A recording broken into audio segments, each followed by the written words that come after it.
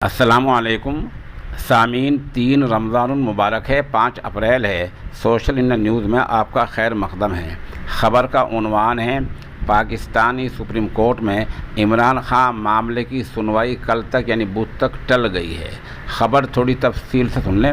Supreme court of Pakistan में deputy speaker कौमी assembly की रूलिंग और मौजूदा सूरत हाल पर अज़ खुद नोटिस केस की समाअत कल सुबह यानी बुध के दिन 11:30 बजे तक मुलतवी हो गई है। आपको पता ही है कि 31 मार्च को वहाँ की अपोजिशन पार्टियों ने पार्लियामेंट में इमरान खान के ख़िलाफ़ तहरीक अदम एतमाद पेश की थी, अविश्वास प्रस्ताव पेश किया था। उस वक्त के डिप्टी स्पीकर ने ये कहकर इस तहरीक को खारिज कर दिया कि गैर मुल्की ईमा, गैर मुल्की इशारे और गैर मुल्की ताकत की बुनियाद और शह की बुनियाद पर दी जा रही है, इसलिए इसको खारिज किया जाता है। हालात ये बता रहे थे कि उस दिन 195 मेंबर अपोजिशन के साथ थे और कम तादाद में हुक्मरान पार्टी के साथ थे। फिर हुआ ये कि चंद मिनट बाद ही इमरान खान ने मुल्क के सदर से ये गुजारिश कर दी कि पार्लियामेंट को भंग कर दिया जाए। चुनांचे सदर ने उनकी सिफारिश को मानते हुए पार्लियामेंट को तहलील कर दिया, भंग कर दिया। उसी दौरान चंद मिनटों के अंदर कैबिनेट के सेक्रेटरियों ने मिलकर इमरान खान को वज़ारत उज़्मा के ओहदे से बर्खास्त कर दिया।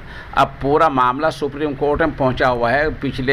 कल भी सुनवाई हुई, आज भी सुनवाई हुई है और सुप्रीम कोर्ट के जो चीफ जस्टिस हैं उमर अता बिंदयाल, उनकी सरबराही में 5 रुकनी जज साहिबान 5 जज इसको सुन रहे हैं और उन्होंने कहा कि कौमी असम्बली में उस दिन जो कुछ हुआ उसके मुकम्मल मिनट से जो कुछ हुआ, मिनट दर मिनट जो कुछ हुआ है उस सब की पूरी कार्रवाई पेश की जाए।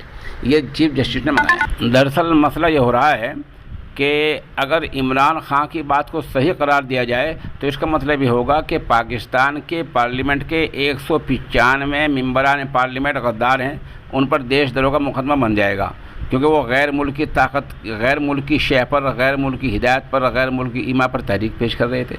ये मसला सबसे ज़्यादा अटका हुआ है और इमरान खान यहीं घिरे हुए हैं। वो इसका कोई जवाब उनके पास नहीं है कि उनको ये कैसे पता चला कि गैर मुल्की शय इनको मिल रही है। इसका कोई सबूत वो अभी तक कोर्ट में पेश नहीं कर सके हैं।